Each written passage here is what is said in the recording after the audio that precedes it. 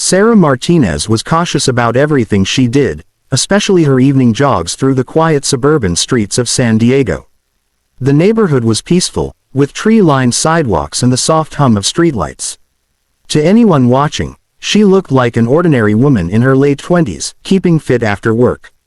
What no one knew was that the woman in the running gear carried skills that could stop a threat faster than most people could blink. Sarah wasn't just fit, she was forged.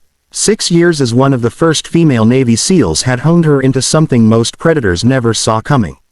Her small frame and calm demeanor were perfect camouflage for covert missions.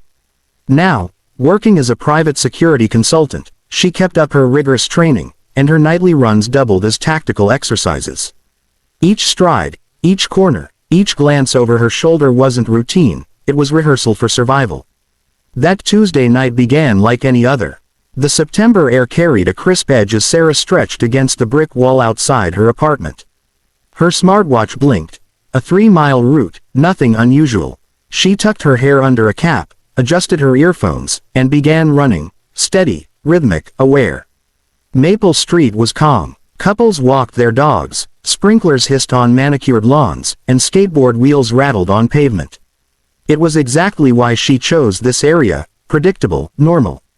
But as she turned onto Pine Avenue, something cut through the calm. A dark sedan parked at the corner, engine idling, windows tinted black. Her instincts flared. It was positioned perfectly, a quick getaway route, full view of the intersection. She logged the license plate number in her head and kept running, pretending not to notice. The sedan didn't move, but the weight of its presence followed her long after she passed it. 3 blocks later, she heard the faint hum of the same engine behind her.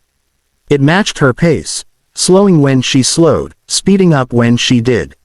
Her pulse quickened, not from exertion but anticipation. Sarah turned sharply onto a side street, testing her suspicion. The sedan followed. That confirmed it. Someone was tracking her, deliberately. She didn't panic. She calculated. Years of elite training took over. Every sound, shadow, and exit point locked into her mind. She mapped out her next move. The street was quiet, lined with small houses and parked cars, limited cover. But there was an alleyway up ahead, narrow enough to use as a choke point if things turned ugly. She kept her breathing steady, pretending to be unaware. The car's headlights dimmed briefly, then brightened again. A tactical move. They were ready to make contact. Her phone. She cursed under her breath. She'd left it at home. No comms, no backup. The irony wasn't lost on her. A decorated SEAL, alone and unarmed in her own country, facing an unknown threat. The sedan rolled closer. 2 silhouettes sat in front. Her muscles tensed. Whatever was coming, it was coming fast. The car accelerated, pulled up alongside her, and braked hard. The passenger door flew open before it even stopped. 2 men stepped out. Smooth, coordinated, efficient. This wasn't random street crime. It was an operation. The first man was tall, solidly built, moving with professional control. The second, smaller, but just as precise. They blocked her escape routes effortlessly, trained, disciplined, confident. The larger man spoke, his tone mock casual but dripping with threat. "Don't run, lady, we just want to talk." Sarah stopped, turning slowly. Her pulse steadied. She scanned their stance, their spacing, their mistakes. They saw a jogger, not a soldier. "What do you want?" she asked evenly. The smaller man stepped forward, holding a manila envelope. "We have something for you. Pictures of your apartment, your car, your routine. Someone's been keeping tabs on you, Sarah Martinez." Her name. They knew everything. Not a random encounter. A message. The large man stepped closer, his hand resting near his waistband. "Someone wants a word, and they don't take no for an answer." Eastern European accent. Russian, maybe Ukrainian. Her gut told her this was professional, organized crime or worse. "I'm not getting in any car," she said, voice firm. "If someone wants to talk, they can send an email." The smaller man chuckled darkly. "You don't understand. This isn't a request." The larger man moved. Close, too close. The moment he reached into his jacket, she saw the flash of black metal. "A pistol. You're coming with us," he said. "Now." Sarah lifted her hand slightly. "All right," she said softly. They thought she was surrendering. They were wrong. In the space of a heartbeat, she exploded into motion. Her left hand trapped his wrist, twisting sharply, her right elbow driving into his solar plexus. The air whooshed out of him. His gun angled away, useless. She wrenched his arm sideways. Bones snapped, the pistol hit the pavement. Before he could scream, her knee met his face, and he dropped. The second man reached for his weapon, but she was already behind cover. The shot intended for her hit his partner in the shoulder. He screamed. She didn't hesitate. Sarah scooped up the fallen gun, rolled behind a car, and returned fire with lethal precision. 2 rounds. One hit his leg, sending him tumbling. The driver scrambled out, firing blindly. The air filled with the metallic crack of gunfire and the shatter of glass. "Do you know who you're messing with?" The driver shouted. "I do now," she muttered, repositioning. "And you picked the wrong woman." Sirens wailed in the distance. The driver grabbed the wounded man, dragging him into the sedan.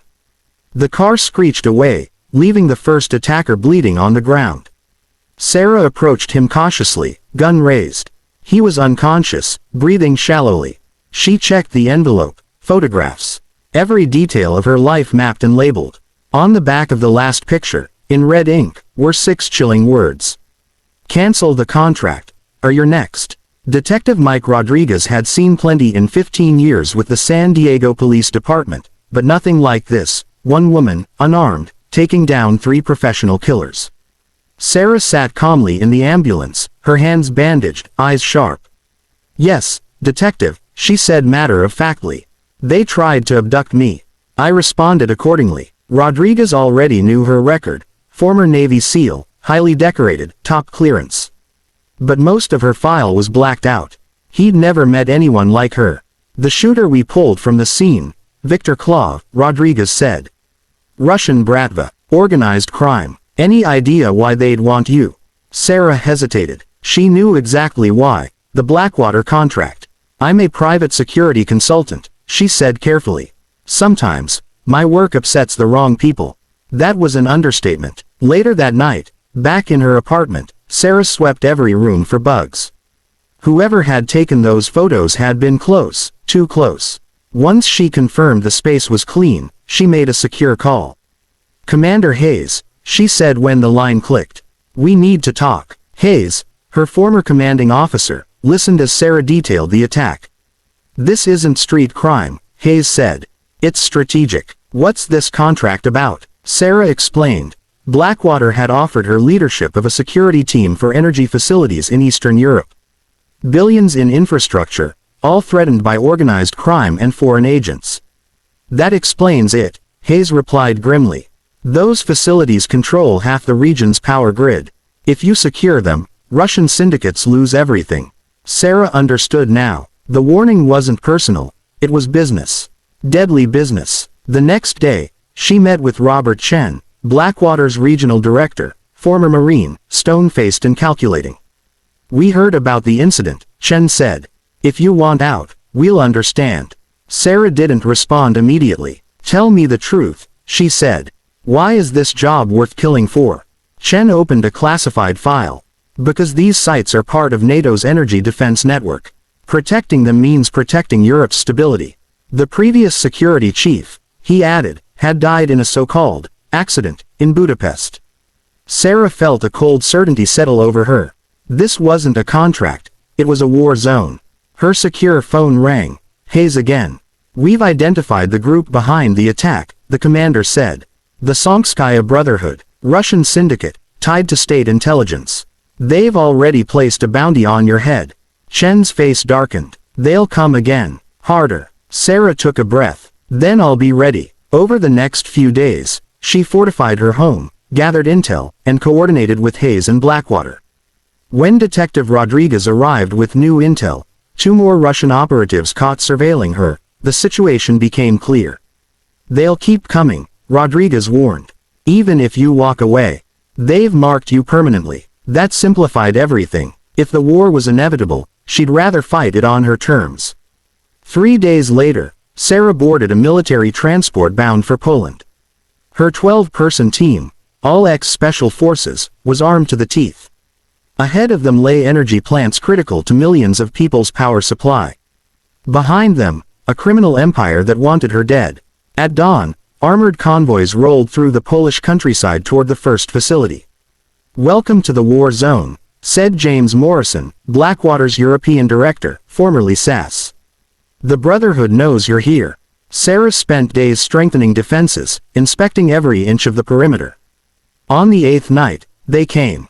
Multiple vehicles breached the outer perimeter, synchronized, armed with military-grade explosives. Sarah's team met them head-on, using precision, discipline, and firepower. The fight was brief, brutal, and one-sided. When dawn broke, 8 Brotherhood soldiers lay dead. None of her team was lost. Standing amid the smoking wreckage, Sarah looked toward the horizon, her pulse steady, her purpose unshaken. "They wanted a message," she said quietly. "Now they have one. Because when you threaten a Navy SEAL, especially one named Sarah Martinez, you don't start a fight. You start a war."